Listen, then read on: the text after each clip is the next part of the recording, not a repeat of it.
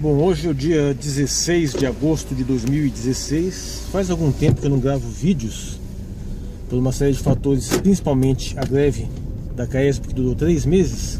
Mas hoje eu queria falar basicamente a respeito da completa inviabilidade e a completa irracionalidade da proposição anarcocapitalista, especificamente na ideia de que a simples lei de oferta e procura seria suficiente para garantir aos trabalhadores condições mínimas dignas de trabalho.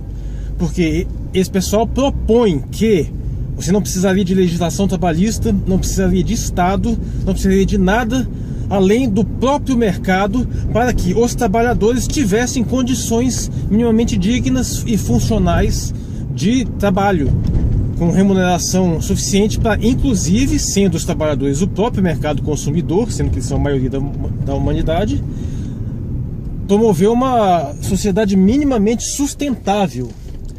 E que não é preciso muito para você ver que isso é completamente absurdo. Porque, geralmente, quando você for investigar essa questão, quando você for colocar essas dúvidas, invariavelmente o que você vai notar é que o argumento em defesa dessa anarquia mercadológica empresarial é que a simples lei de oferta e procura no mercado de trabalho seria suficiente para garantir aos trabalhadores as suas condições mínimas favoráveis. Evidentemente, na cabeça de quem propõe isso, seria até melhor do que ter uma legislação trabalhista e o Estado atuante para garantir essas condições. Mas se você for pensar dessa forma, primeiro, a própria ideia de lei de oferta e de procura desmente isso muito claramente, porque, para começar, sempre vai ter muito mais empregados do que empregadores. Por razões óbvias, é impossível que haja mais empresas dispostas a contratar do que há trabalhadores precisando ser contratados.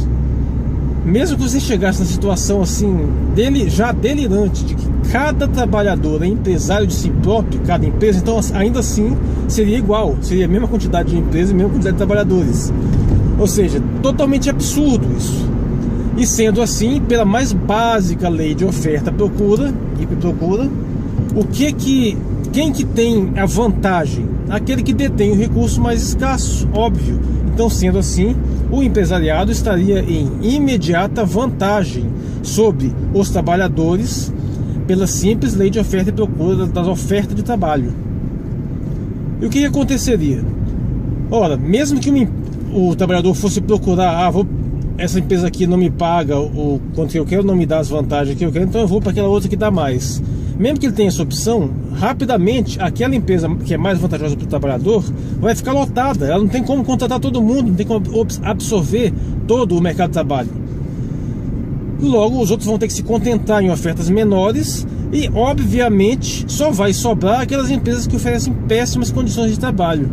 E, por outro lado, a empresa que está pagando melhor, que está oferecendo mais vantagens, a tendência é ela ficar em desvantagem no mercado, porque ela vai estar oferecendo um serviço que está embutindo no preço o que ela paga para os seus trabalhadores.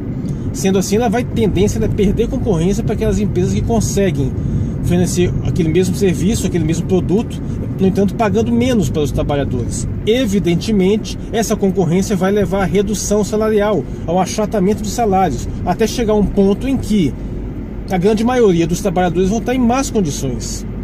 Aquelas poucas empresas que tentarem oferecer condições melhores de trabalho vão acabar perdendo a concorrência e vão acabar fechando, aumentando ainda mais a quantidade de desempregados. Isso é uma coisa que deveria ser completamente evidente, é uma lógica simplesmente óbvia. É simplesmente você aplicar a mais básica lei de oferta e procura com os pressupostos mais básicos que a gente vê na nossa realidade, não sendo por outro motivo que não existe nunca existiu em lugar nenhum do mundo nada remotamente parecido com o anarcocapitalismo e nada nem mesmo parecido com um minarquismo ao estilo de Ludwig von Mises. Não tem, isso é absurdo. Toda a nossa realidade, toda a história dos mercados, das empresas, do próprio capitalismo é necessariamente a história dos estados interventores que regulam essas instituições, e só assim que elas podem funcionar minimamente. se você não consegue montar sequer um argumento para sustentar esse delírio de que seria possível um anarcocapitalismo, alguma coisa próxima de um anarcocapitalismo, como é que você pode sustentar, manter essa crença?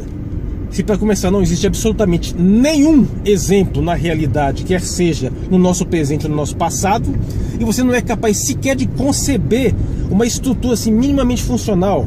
Tente fazer uma ficção científica, não funciona, porque você começa a pensar o assunto, começa a prever as consequências, fazer as experiências mentais básicas.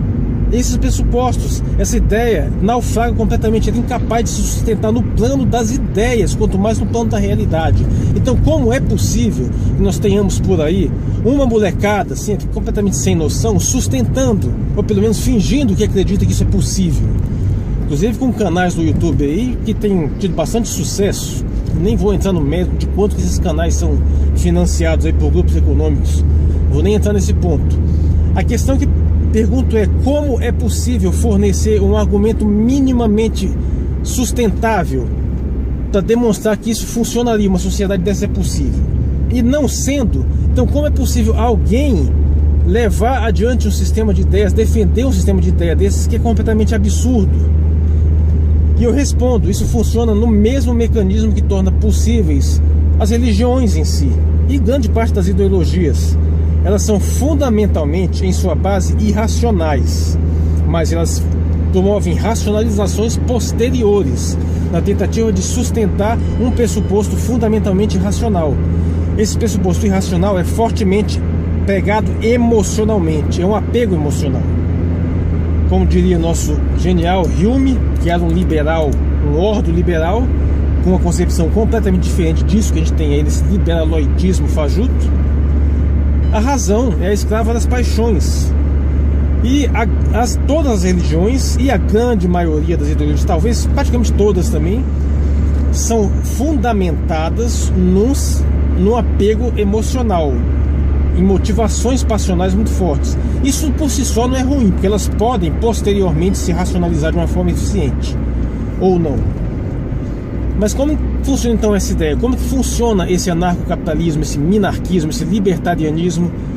Simples. Qual é o apego emocional deles? É o ódio ao Estado, pura e simplesmente. É por isso que tem que martelar chavões de que o Estado é o principal explorador, que o Estado é o principal opressor, que a luta é do homem contra o Estado, que imposto é roubo. Tem que ficar martelando esses chavões o tempo todo, batendo, repetindo, praticamente na forma de uma ladainha, e criar toda uma narrativa ficcional, inclusive fetichizando o próprio Estado como se fosse uma entidade independente, como se ele não fosse constituído de seres humanos, como se não fosse uma máquina administrativa, a ponto de você permitir uma canalização de ódio, de que o indivíduo desenvolvendo aquele ódio passional, a ponto de que simplesmente ouve a palavra Estado, já arrepia, ao passo que você fala que é necessário aumentar a participação do Estado aqui, intervir ali, porque já entra, começa a espumar de raiva.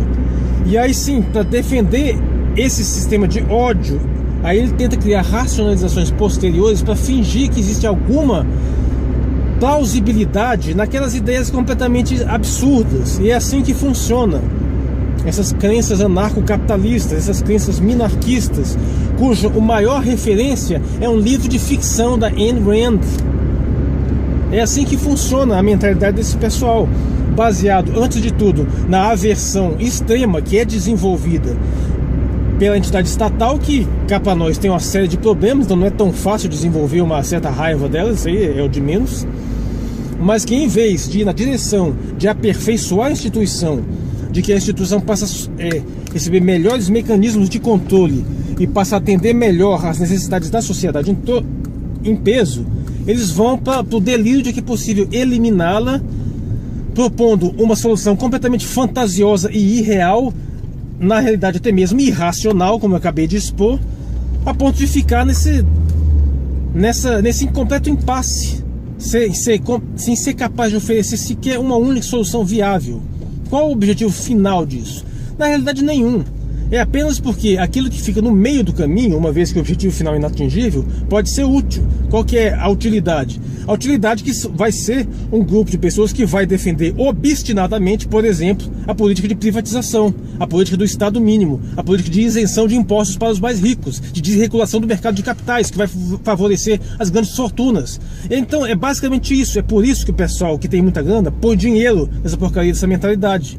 Financia esses think tanks liberais, entre aspas, né, para fazer com que essa molecada aí, que a maioria nunca nem trabalhou na vida, e o senhor for sempre batendo nessa tecla, geralmente quem defende isso em peso é uma molecada sem noção, para que esse pessoal forme uma mentalidade que, por mais que seja completamente incapaz de fornecer, de aproximar o mundo desse sonho anarcocapitalista deles, ao menos vai ser capaz de ajudar na agenda das grandes fortunas, que é fazer com que o Estado funcione única e exclusivamente para garantir seus privilégios. Então esse é o ponto. Vou ficando por aqui.